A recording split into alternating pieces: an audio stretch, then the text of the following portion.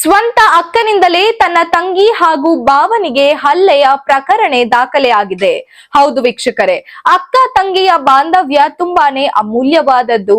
ಅಕ್ಕ ಆದವಳು ಎರಡನೇ ತಾಯಿ ಹಾಗೆ ಇದ್ದ ಹಾಗೆ ಅನ್ನುವಂತ ಮಾತು ನಾವೆಲ್ಲಾ ಕಡೆ ನೋಡಿದ್ದೀವಿ. ಆದ್ರೆ ಇಲ್ಲಿ ತನ್ನ ಸ್ವಂತ ಅಕ್ಕ ತನ್ನ ತಂಗಿ ಹಾಗೂ ಅವಳ ಗಂಡನನ್ನ ಹಲ್ಲೆ ಮಾಡಿದ್ದಾಳೆ. ಸೊ ಈ ರೀತಿ ಮಾಡಿರೋದಕ್ಕೆ ಕಾರಣ ಆದ್ರೂ ಏನು ಗೊತ್ತಾ? ಸಾಲದ ವಿಚಾರವಾಗಿ. ಅಕ್ಕ ಇಲ್ಲಿ ತನ್ನ ತಂಗಿಗೆ 9,50,000 ರೂಪಾಯಿ ಹಣವನ್ನ ಸಾಲವನ್ನಾಗಿ ನೀಡಿರ್ತಾಳೆ.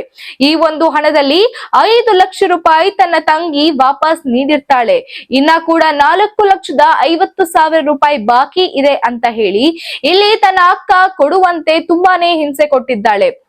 ಅಕ್ಕ ಆದವಳು ತನ್ನ ಹಣವನ್ನ ವಾಪಸ್ ಕೊಡು ಅಂತ ಹೇಳಿ ಎಷ್ಟು ಹಿಂಸೆ ಕೊಟ್ಟಿದ ನಂತರ ಇಲ್ಲಿ ತಂಗಿ ಇನ್ನ ಕೂಡ ಅವಳಿಗೆ ಸಾಧ್ಯ ಆಗ್ತಾ ಇರೋದಿಲ್ಲ ಕೊಡೋದಕ್ಕೆ. ಅವಳಿಗೆ ಇರುವಂತ ತುಂಬಾನೇ ಸಮಸ್ಯೆಗಳಿತ್ತು, ಆದ್ರಿಂದ ಇನ್ನ ಕೂಡ ಸಾಧ್ಯ ಆಗೋದಿಲ್ಲ, ಇನ್ನ ಸ್ವಲ್ಪ ಕಾಲಾವಕಾಶ ಬೇಕಾಗುತ್ತೆ ನನಗೆ ಅಂತ ಇಲ್ಲಿ ತಂಗಿ ಹೇಳಿದ್ಲು. ಆದ್ರೂ ಕೂಡ ಈ ಅಕ್ಕ ಏನ್ ಮಾಡಿದಾಳೆ, ಬರೋಬ್ಬರಿ ತನ್ನ ತಂಗಿ ಮನೆಗೆ ನುಗ್ಗಿ ಆ ಒಂದು ತಂಗಿಯನ್ನ ಚೆನ್ನಾಗಿ ಹೊಡೆದಿ ಅನಂತರ ಪೊಲೀಸ್ ಠಾಣೆಗೆ ಹೋಗೋಣ ಅಂತ ಹೇಳಿ ತನ್ನ ತಂಗಿ ಹಾಗೂ ಭಾವನನ್ನ ಕರ್ಕೊಂಡು ಹೋಗಿದ್ದಾಳೆ. ಬದಲಿಗೆ ಪೊಲೀಸ್ ಠಾಣೆಗೆ ಹೋಗೋಗಿಂತ ಮುಂಚೆ ತನ್ನ ಮನೆಗೆ ಕರ್ಕೊಂಡು ಹೋಗಿದ್ದಾಳೆ. ಅಂದ್ರೆ ಅಕ್ಕ ತನ್ನ ತಂಗಿ ಹಾಗೂ ಭಾವನನ್ನ ತನ್ನ ಸ್ವಂತ ಮನೆಗೆ ಕರೆದುಕೊಂಡು ಹೋಗಿ ಅಲ್ಲಿ ಇಬ್ಬರ ಮೇಲೂ ಕೂಡ ಹಲ್ಲೆ ಮಾಡಿದ್ದಾಳೆ. ಯಾಕೆ ಅಂದ್ರೆ ಇನ್ನ ಕೂಡ 4,50,000 ರೂಪಾಯಿ ಹಣವನ್ನ ನೀನು ನೀಡ್ಬೇಕು ನನಗೆ, ನಿನ್ಗೆ ಆಲ್ರೆಡಿ ತುಂಬಾ ಕಾಲಾವಕಾಶ ಕೊಟ್ಟಿದ್ದೀನಿ ನಾನು, ಈ ರೀತಿಯಾಗಿ ಹೇಳಿ ತನ್ನ ತಂಗಿಯನ್ನ ಚೆನ್ನಾಗಿ ಹಲ್ಲೆ ಮಾಡಿ ಅನಂತರ ಪೊಲೀಸ್ ಠಾಣೆಗೆ ಕರ್ಕೊಂಡು ಹೋಗೋಣ ಅಂತ ಅಂದ್ರೆ ಈಗ ತನ್ನ ತಂಗಿ ನೀನೇನಾದ್ರೂ ಹೋಗಿ ಪೊಲೀಸ್ ಠಾಣೆಗೆ ಅಲ್ಲಿ ದೂರನ್ನ ಕೊಟ್ರೆ ನಾನು ನಿನ್ಗೆ ಕೊಲೆ ಮಾಡಿಸುವಂತೆ ಬೆದರಿಕೆಯನ್ನ ಕೂಡ ಹಾಕಿದ್ದಾಳೆ. ಸೊ ಈ ರೀತಿ ಬೆದರಿಕೆ ಹಾಕಿದ ನಂತರ ತನ್ನ ತಂಗಿ ಏನೂ ಮಾಡೋದಕ್ಕೆ ಸಾಧ್ಯ ಆಗದೆ ಆದ್ರೆ ಇಲ್ಲಿ ತನ್ನ ಮನೆಗೆ ನುಗ್ಗಿ ತನಗೆ ಹೊಡೆದಿದ್ದಾಳೆ, ತನ್ನ ಗಂಡನಿಗೂ ಸಹ ಹಲ್ಲೆ ಮಾಡಿದ್ದಾಳೆ. ಯಾರ್ ತಾನೇ ಸುಮ್ನೆ ಇರ್ತಾಳೆ?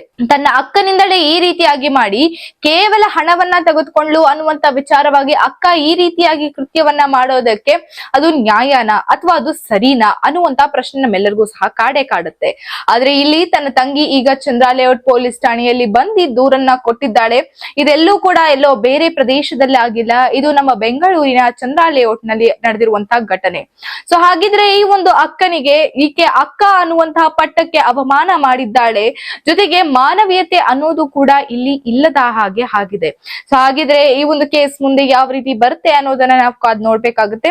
ಇದೇ ರೀತಿಯಾದಂತಹ ಕ್ರೈಮ್ ಅಪ್ಡೇಟ್ಸ್ ಗಾಗಿ ಸಾರ್ವಭೌಮ ಟಿವಿಯನ್ನ ಫಾಲೋ ಮಾಡಿ ಮತ್ತು ಸಬ್ಸ್ಕ್ರೈಬ್ ಮಾಡಿ. ಧನ್ಯವಾದಗಳು. ನಾನು ನಿಮ್ಮ ಮೇಘನಾ.